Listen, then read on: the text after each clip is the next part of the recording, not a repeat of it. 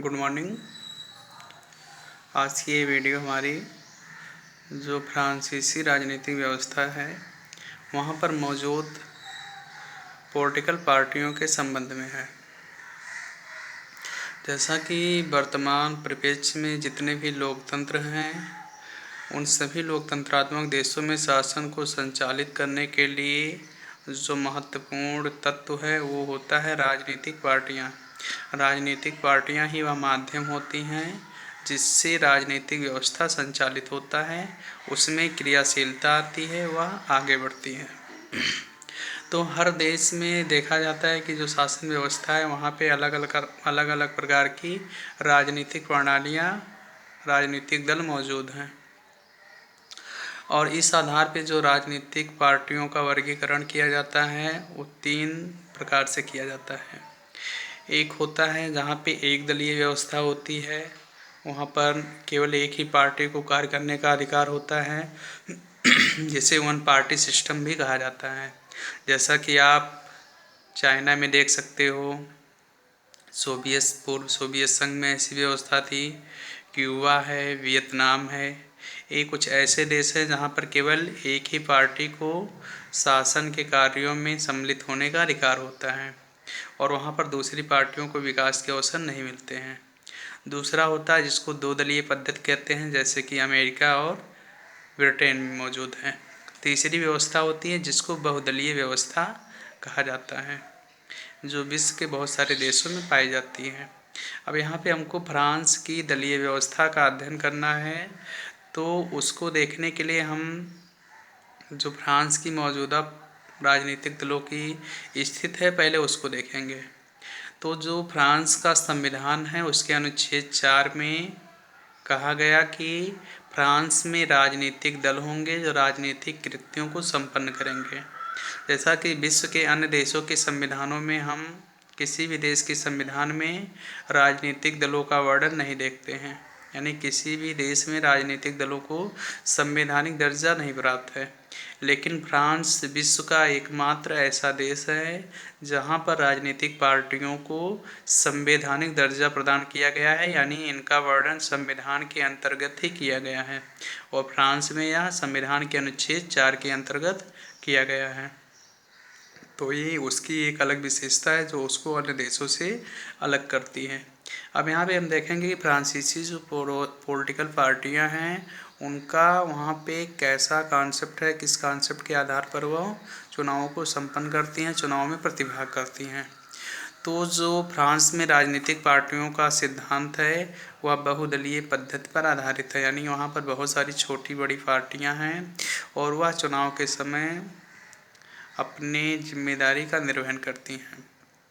जैसा कि जो वर्तमान में फ्रांस का संविधान है उसको पंचम गणतंत्र के नाम से जाना जाता है, यानी वह जो 1958 में संविधान निर्मित किया गया था उसी का पार्ट है।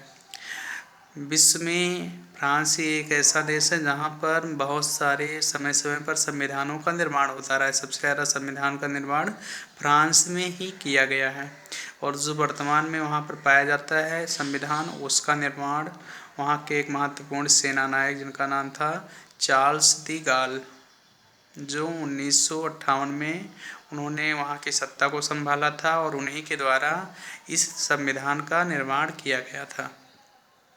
अब इसमें जो पॉलिटिकल पार्टियां हैं ये पार्टियां वहाँ पे एक तो बहुदलीय प्रणाली है, लेकिन इन पार्टियों का संगठन बहुत मजबूत नहीं है। जैसे हमारे देश में आप देख सकते हैं, ब्रिटेन में देख सकते हैं, फ्रांस में देख सकते हैं, यहाँ पर राजनीतिक पार्टियों का एक महत्वपूर्ण संगठन पाया जाता है।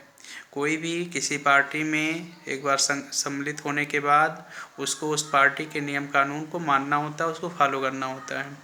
लेकिन फ्रांस में ऐसी कोई व्यवस्था, ऐसी कोई बाध्यता नहीं है, इसीलिए वहाँ पर रोज़ पार्टियाँ बनती और बिगड़ती रहती हैं।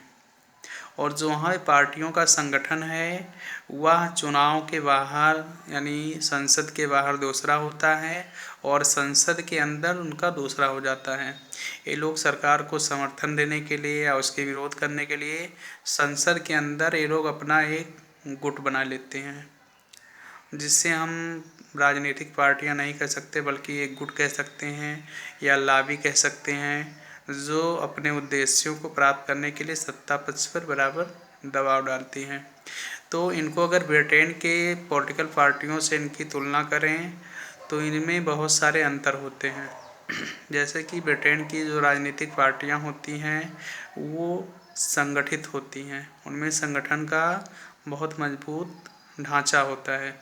लेकिन फ्रांस की राजनीतिक पार्टियों में कोई भी मजबूत ढांचा नहीं होता है, बल्कि वह चुनाव के समय छोटे छोटे गुटों में चुनाव लड़ती हैं और चुनाव जीतने के बाद जब संसद के अंदर कार्यवाही का संचालन होता है तो वहाँ पे अपना अपना गुट बना लेती हैं। दूसरा अंतर यह है कि जो फ्रांस की राजनीतिक दल होते हैं इनको पूरे देश में इनका आधार नहीं होता, बल्कि इनका आधार बहुत सीमित होता है, बहुत अल्प क्षेत्रों में ही होता है। जबकि आप ब्रिटेन में देखोगे तो वहाँ पे जितनी भी पार्टियां हैं उनका आधार जो है काफ़ी विस्तृत है, पूरे देश में है। अब जैसे आप अगर इनका तुलना करो तो फ्रांस में जो पार्टियां हैं उनके अकॉर्डिंग यहाँ पे बहुत सारी पार्टियां हैं, जिसमें से मुख्य रूप से 3 पार्टियां हैं। पहली पार्टी है जिसका वहाँ पर 1958 से ही वर्चस्व बना है, चार्ल्स दी गालवादी पार्टी। चार्ल्स दी गालवादी पार्टी जिसका निर्माण 1958 ईस्वी में हुआ। इसके अलावा भी 2 महत्वपूर्ण पार्टियां हैं। पहली है समाजवादी पार्टी जिसका निर्माण 1905 ईस्वी में किया गया, और फिर इसी पार्टी के विखंडन से एक और पार्टी बनी जिसको साम्यवादी पार्टी के नाम से जाना जाता है, जो 1920 ईस्वी में अस्तित्व में आई। इसके अलावा बहुत सारी पार्टियां हैं। यहाँ पर एक पार्टी पाई जाती है ग्रीन पार्टी, जो पर्यावरण के हितों को ध्यान में रखते हुए अपने चुनाव एजेंडे को आगे बढ़ाती है। तो इस प्रकार यहाँ पे जो राजनीतिक व्यवस्था है उसमें इन राजनीतिक पार्टियों का अपना एक अलग महत्व है, एक अलग स्थान है। और जो विश्व के अन्य देशों से इन पार्टियों को अलग करता है वह है यहाँ के राजनीतिक पार्टियों को संवैधानिक दर्जा प्राप्त होना।